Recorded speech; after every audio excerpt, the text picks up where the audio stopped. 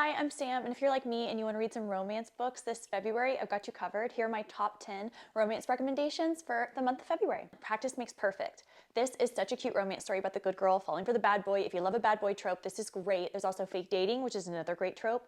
And there was a scene in this book that was so funny. It's probably the hardest I've laughed reading a book in like the last 2 years. Romantic comedy. It is so funny. It's about an SNL writer falling for one of the celebrity hosts that comes on the show. Romance is great. The comedy is great. Can't recommend it enough. The Bodyguard by Catherine Center. I love this book. This is about a celebrity falling in love with his bodyguard and is a fake dating trope. It is so good. And the romance is so great. The banter and the chemistry are so potent. I loved this book. It felt like magic. Is she really going out with him?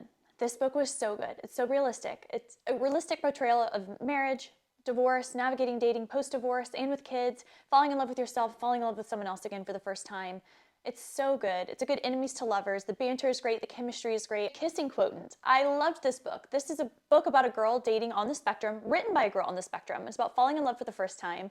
Another fake dating trope. This one is so sweet, so good. And the spice is up there. Definitely rated R, not rated G. The Idea of You. This is about a celebrity falling for a peasant.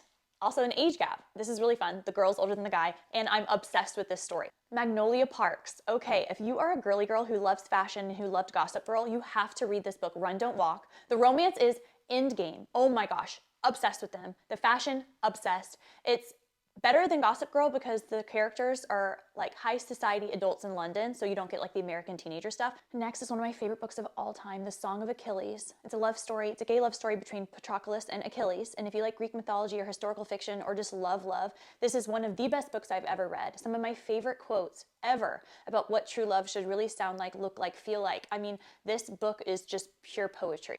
Red, White, and Royally Blue. This is another great gay romance. Also, if you love the royal fairy tale trope, this is incredible about the prince falling in love.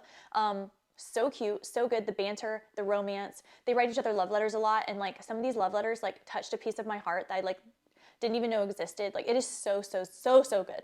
Divine Rivals. This is historical fiction and fantasy. There's lots of love letters and first love, and the first love is so poignant. It really makes you feel like you're falling in love again for the first time too.